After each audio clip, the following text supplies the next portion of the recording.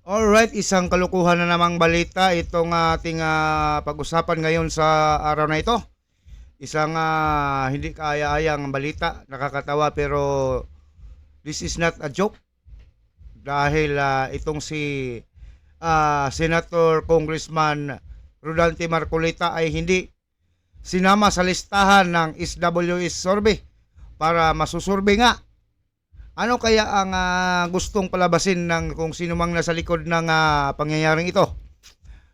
Ito ba para hindi siya makilalang isang tumatakbong senador sa 2025 next year?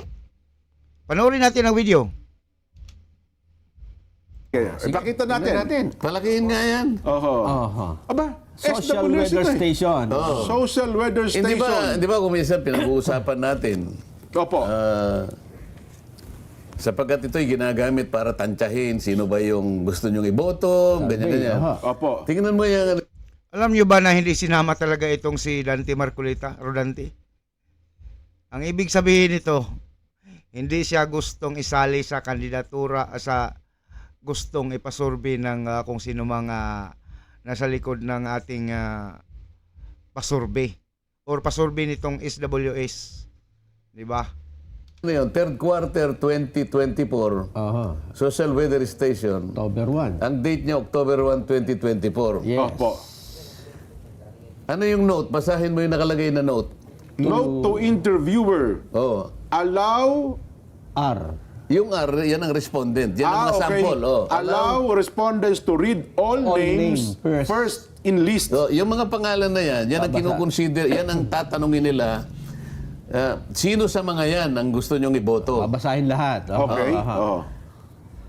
Kailangan ba, ano ang mapapansin nyo dyan sa listahan na yan? Wala kayo sa listahan. Ayan, nakita mo na. Oo, Pero merong Oh. Floranda Mori. Kilala mo si Floranda Mori? Ay, hindi nga eh. Oh, merong Adonis Jerome. Ha? Sino yun? Oh, yan Ayan nga, oh, meron sinabi pa. natin noon ko. Mas inilagay pa nila. Mas inilagay pa itong mga hindi kilalang may kumandidato ba ganyang tao sa pagkasenador. Bakit may mga listahan ng mga tao dyan na nakasali na mas kilala pa itong si Rodante Marcolita. Mas inuna pa itong mga nasa, alam nyo na, nasa kabila ng mga kandidato para isurvey. At halatang halata naman na meron na naman itong hokus-pokus. Meron na naman itong pagmanipula sa mga listahan ng gustong ipasurvey kung sino ba talaga ang malakas na kandidato o sino ang pinakamahina na kandidato ngayong paparating na eleksyon sa 2025. Nawala kayo sa listahan. Oo. Meron Tapos kung sino-sino nakalista. Meron pang Doringo Maui. Ayan, meron pang Ramos Danilo. Diniscuss natin yan. Ngayon, bakit hindi nila ako sinali dyan? Para sa ganun, yung tatanungin, wala akong pangalan, hindi talaga ako Para hindi ka manalo, sir. Ilalagay. dyan. Lalaglag talaga kayo sa pangalan nyo sa sabi.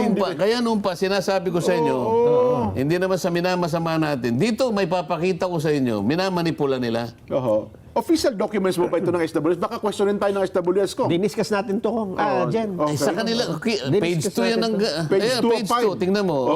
Sino ba si Adonis Jerome? Hindi ko po kilala. Para ngayon, isama mo doon sa i-consider nila, tatanungin. Oho. Sino si Floranda Mori? Ito Modi. Kasi Modi ay yung ano yan, yung transport group yan, Kong. Si Modi Floranda. yung petsa na yan, kung wala pang filing ng COC yan eh. Papalagyan Kaya na nahula natin. lang sila. Sino si Sino si Danilo Ramos? Oho. Yung magtataho atay sa kanto. O sino-sino Ang nakalagay. sinasabi ko lang sa inyo. Ay, may mini Siguro naman, mas kilala ko kaysa kay Doringa Mori.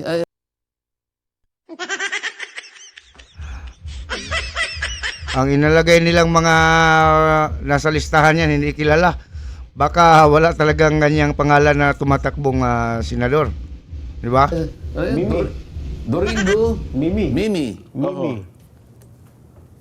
Ngayon, ito yung sinabi ko doon sa mga estudyante bata, kanina.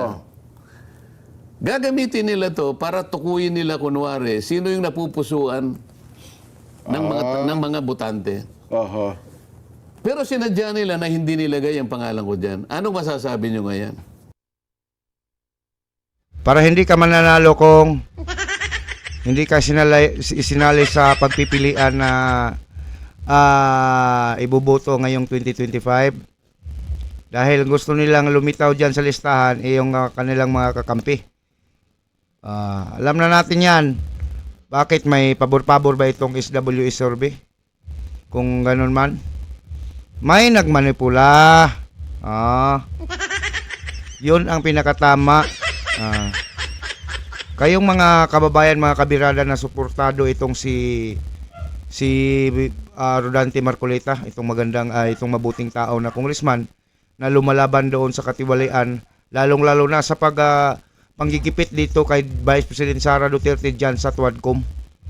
Paki-comment kung mayroon kayong mag-comment dyan, kayong mga supporters ni Congressman Rodante Marcoleta. At welcome din ang mga basher at mga kung sino man dyan ang ayaw. Pwedeng i-comment nyo dyan sa baba. Totoo pa ba yung ginagawa nila? So pati yung publiko, Opo. manipulate nila. Oho. Hindi ko naman sinasabi kung nalagay ako diyan, tuwan-tuwa ako, hindi.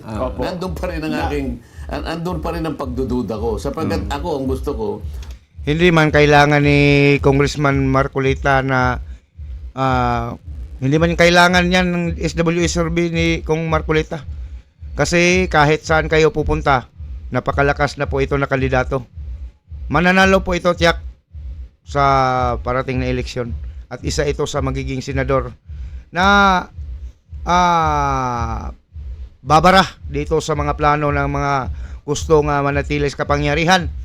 Itong gustong pakialaman itong konstitusyon at gawing tsatsa ang konstitusyon. 'Di ba? Kailangan nating iboto itong si Rodante Marcoleta dahil ito sa may paninindigan at sumaside talaga dito sa tama na mga pangyayari.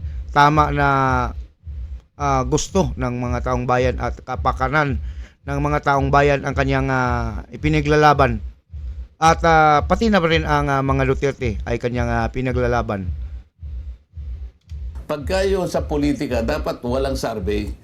Ang gusto ko may survey kung alin ang mas masarap na bagoong, mas masarap na patis, mas mabango siya sabon, mga produkto tsaka mga serbisyo. Pero pagdating sa mga Political anong gusto ng survey. mga tao, sapagkat ito'y potential na pagkakakitaan ng maraming tao, Ay, opo. lalo na yung mga sindikato. Totoo po, Kong. At pati siyempre, kapag nag-number one ka dyan, eh siyempre parang Paano ka ba? jackpot.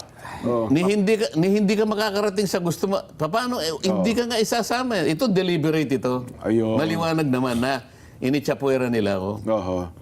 Eh, baka sabihin kasi nung time na yun. Ay, nung time na yun, Kong, hindi pa yan nagdideklara. Pero siguro yung Floronda Modi, hindi naman nagdideklara. Wala lahat yan. Kasi malayo pa yung filing Sino ba nagdeklara dyan sa mga kasi yan? nung time na yun, Malayo ano? pa ang filing niyan. Oo. Dapat siguro doon, kung ikaw ay tatanungin niya, siguro yung tao magsusulat ng pangalan, baka pwedeng gano'n. Baka pwede Pero pa kung yung may gano'n. pagpipilian, Halimbawa, not Oo nga. guided. Halimbawa. Oho. Baka doon maka magtaka sila kung paano, kung sino mangunguna ron. Pero ito, maglalagay sila ng set na tatanungin nila. Pero, Wala ayan pa nga, hindi nila ilalagay ang pangalan ko. Oho. Ito, malinaw ito, ha? Napag-usapan namin ni Jen yan noong kalalabas lang yan. Pero hindi nyo nakita ito. Yung mga Pinakita po namin yan. Nawala Baka nakalimutan na kasi medyo matagal-tagal na. Hindi nyo napansin na wala ako. yung wala yung pangalan niyo, oo nga, Hindi, pwede po. napansin namin ko. Ha? Opo. Na-discuss po namin yan. Ayun. Nawala. Pati Bentol po wala eh. Di ba? Ganun ba? Nagreklamo din si ano dyan. Wala, dalawa sila. Oo nga, yung Natatanda Erwin- mo na. Oo nga. Pero marami- tama. Yun. Naputol yun. Ito. So yun po, Kong. So yun ang yung punto na yun. Ang punto dyan, meron talagang mga pamamaraan para I-mislead yung publiko. i-mislead. Oo. Bakit Yes. nila i-mislead ang publiko? Ngayon, ang sabi ko sa mga journalist students, Opo, kailangan vigilant kayo. Mini-mislead ang publiko. Anong gagawin future nyo? journalist. Opo. Di ba? Yes. Opo. How do you navigate integrity? Nako. ngayon ito ang bago, Kong. Oo. So yun no. At napakita na natin kung anong ang problema ngayon sa SWS. maging patas naman kayo, SWS survey, para naman ay hindi mawala ang integridad at patuloy kayong pagkatiwalaan yung mga survey ninyo na yan. At paki-explain na lang kung sino man ang pwede ma-explain dyan sa SWS, bakit hindi nasama itong si Rodante Marcoleta. So, yun mga kababayan, no? Paki-subscribe na lang kung sino pang hindi nakapag-subscribe. Paki-like na rin at paki-share ng ating video. At kung meron kayong may comment dyan, paki-comment dyan sa ibaba at pag-usapan natin. So yun lang, magandang araw sa lahat ng mga kabirada. Pagpalain tayo ng ating Panginoon.